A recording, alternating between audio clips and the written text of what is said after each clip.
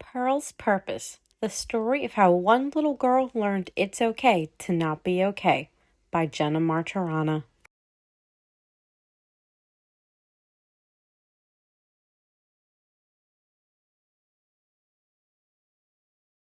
Pearl was like many little girls her age. She loved the color pink, always wanted to wear her princess crown, and had quite a collection of stuffed animals.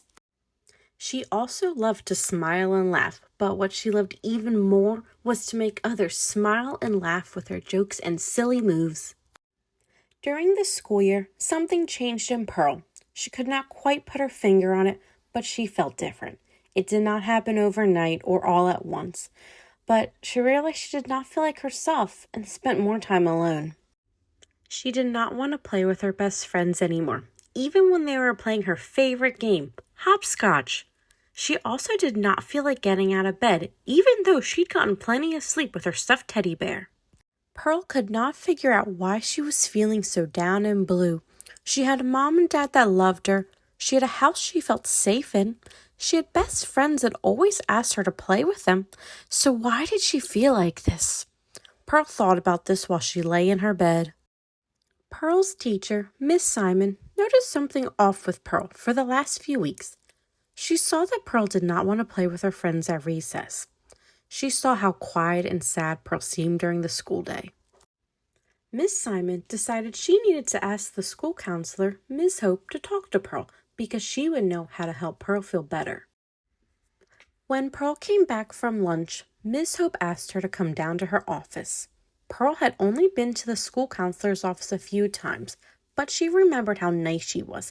Plus, she had toys to play with. Pearl made her way down to the office, wondering what Miss Hope and her were going to talk about. She arrived at Miss Hope's office and plopped down onto a comfy cushion on the floor. "Hello, Pearl. I've heard that you've not been feeling like yourself recently, huh?" asked Miss Hope. How did she know, wondered Pearl. She had been too scared to tell anyone, not even her best friends. "Yeah, I've been really tired all the time, even though I'm not running around with my friends. And that's a problem too. I don't want to hang out with my friends anymore, even when they're playing my favorite game. My teddy bear doesn't even make me feel happier," Pearl said with a frown. "Wow, that is a lot that you've been feeling recently. Thank you for telling me about what you've been feeling because I'm here to help you feel better," she explained. "You know how you get sick or hurt sometimes?" asked Miss Hope. Pearl nodded yes. "Well, sometimes our brain gets sick and hurts too. That might sound scary, but it's something lots and lots of kids all over the world feel, so you are not alone. This sadness can happen to kids who have been treated badly or who have gone through something really scary, or it could happen for no reason at all. There is nothing you did wrong that made your brain hurt, but there are some different ways we can help you feel better," Miss Hope told the now very intrigued Pearl. "How?" asked Pearl. "Well, talking is one way. I believe it would be helpful if you came down to talk to me about how you're feeling for the next few weeks. We can talk about and practice ways that you can feel better and take care of your brain. Do you feel better now that you've told me about how you've been feeling?" asked Miss Hope. "Whoa, I do feel better. I feel lighter than before I came here," said Pearl. "What other ways are there?" she asked. "I am so glad to hear that, Pearl. There are a few ways that include going to bed at the same time and making sure you're getting enough sleep at night.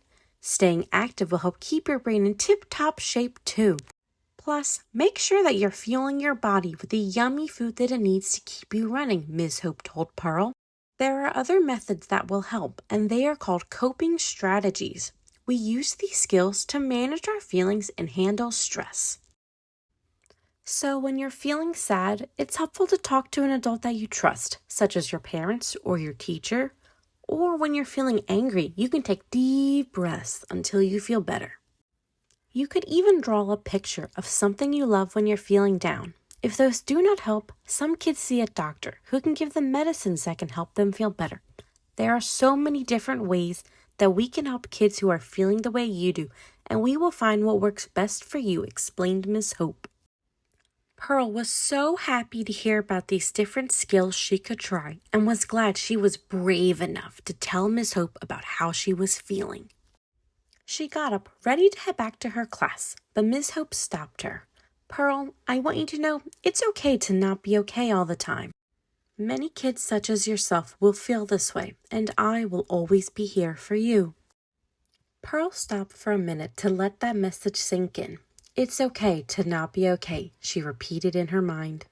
So it's okay that I feel extra sad and tired. It's okay to ask for help and talk about what was going on in my head. And it's okay to talk about how I'm feeling. She said goodbye to Miss Hope and walked back to class with a spring in her step. After that day, Pearl went to see Miss Hope once a week. She almost went to bed on time each night and talked with her parents when she was sad. She spent more time outside soaking up the sunshine and fresh air.